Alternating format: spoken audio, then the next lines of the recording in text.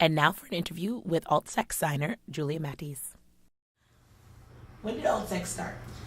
Alt-sex started about, I think it was 3 years ago. Started during someone's Div 3. The founder founded the club sort of as a stress relief thing, and then it sort of grew out of there. So. And do you know why it was founded? As I said, it was founded sort of as their Div 3 stress relief, and then it sort of grew into like talking about alternative sexualities and what that means and how people are accepting and not accepting of various things and what to do about it, things like that. Cool. And introducing people to them as well. Did the founders receive any criticism when it started? I don't actually know if they received a lot of criticism. A lot of people around Hampshire have been really open to the idea of alternative sexuality. I think more than criticisms, they've received questions about what does that really mean and who fits under that spectrum and things like that. So, are there any upcoming events for alt-sex? Alternative Sexuality Collective is hosting the 5 College Queer Sexuality and Gender Conference, which looks to be a lot of fun if we get enough workshops. Various people are running various workshops on alt-sex related topics. There's going to be running... Combining sex and disability, hopefully with both. Yes. And then there's like Introduction to Creative Rope Play, there's Trans 101, and Safely Queer Sex Ed. So it's pretty varied. Other than that, we don't do a lot of events. We try to get a ropes workshop going once a semester or so, and that's going to be part of the conference this semester, and I really hope the conference turns into something more than a one-time thing. Mm-hmm. So definitely. It sounds like it's going to be a really awesome event. I hope so. I think so. What is a typical alt-sex meeting like? Mainly a lot of chatting.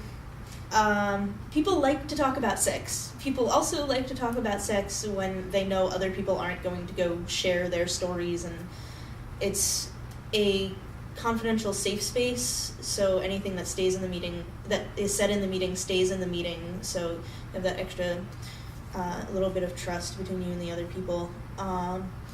Sometimes we have topics that we're going to talk about. The last meeting we had, go learn something new, and everybody brought something that they learned to the group, so it was pretty interesting. That's typical. Things like that. How do you think BDSM interacts with feminist politics? That's a difficult question. It's really, really hard for submissive women, I think, more than anything. It's like, how can women say, oh, I have fantasies of submitting, when they're like incredibly feminist and like they believe that women should have all this power to themselves in their daily lives, but then they willingly give up their power in a scene is very different from unwillingly not having any power.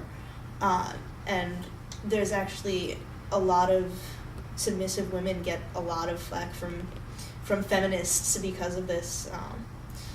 And yeah, I don't really know like how people deal with it very much, but it's really difficult sometimes. Do you have any tips for someone who's negotiating their first scene? Communication, more than anything. Like, don't be afraid to tell someone exactly what you want. It'll help everything move along. Make sure you know who you're getting involved with. Like, don't like do something just because somebody else wants you to. Like, actually know. Like, it's fine to try things out, and it's fine to say, no, I didn't really like that. And safe words are really important too, because, you know, it's really easy to get really into a scene, and even the most well-meaning person can get a little carried away, so you want to make sure you have that boundary that people know when to stop. Any words of caution for those new to BDSM? Know who you're getting involved with, pretty much. Also, a good thing is research to know, like, it can be fun to research about sexuality and topics in play, and and try things out. Don't be afraid to try things out, but be very careful about your limits and don't let yourself get pushed into things you don't want to, pretty much.